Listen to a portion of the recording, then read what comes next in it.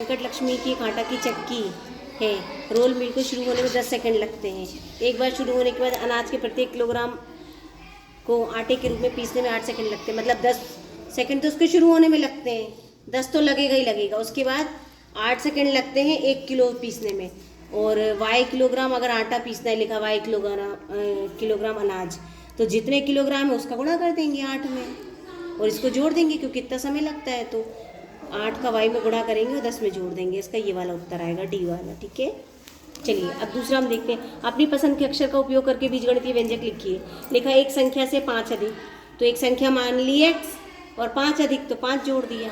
एक संख्या के 13 गुने से 2 कम, एक संख्या मान ली y, 13 गुना मतलब 13 का गुणा कर दिया, से 2 कम घटा दिया 2।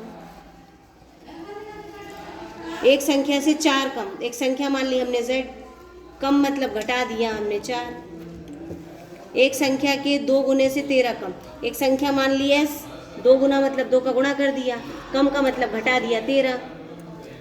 गणितीय व्यंजक की संगत स्थितियों का वर्णन कीजिए। अब ये आपको लिखा है, इसको आपको शब्दों में बताना है, इसके लिए कुछ लिखना है। तो हम लिखेंगे कि x जो है वो एक किताब है, एक किताब x रुपए की आती है और एक पेन आता है y रुपए का की कीमत है। तो 8 किताब और 3 पेन के लिए क्या लिखेंगे? 8 किताब मतलब 8 गुणा x और 3 पेन मतलब 3 गुणा y, 8x प्लस 3y। किसके लिए? ए के लिए। अब बी वाला 15 गुणा जे लिखा है -2 के, तो हम बताएंगे एक टोकरी जे आम की है। ये जो है जे आम की एक टोकरी है और उनमें से 2 के आम खराब हो जाते हैं। 2 के आम खराब हो गए तो कितने आम बचे? तो 15 जे आम टोकरी में आम थे, 15 टोकरियाँ थी, ये आम की टोकरी और 15 टोकरियाँ थी, तो 15 गुणा जे और ये खराब हो गए तो -2 के। ठीक है, इसके बाद अगला प्रश्न। यदि किसी कैलेंडर के महीने में चित्र में दर्शाए अनुसार दिनांकों में भरी हुई कोई 2 गुणा 3 जांच चुनी जाती है तो खाली बॉक्सों में दिनांकों के लिए व्यंजक लिखिए। यदि नीचे की पंक्ति में मध्य कक्ष में दिनांक W हो।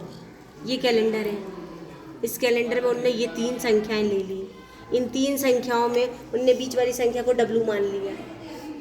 तो W मान लिया अगर 20 को, और ये 19 से तो 1 कम होगा, है ना, तो W-1 लिख दिया, है ना।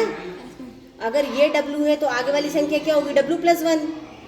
अब ऊपर जाओ, ये W है तो ठीक इसके ऊपर जो है वो 7 दिन कम होंगे।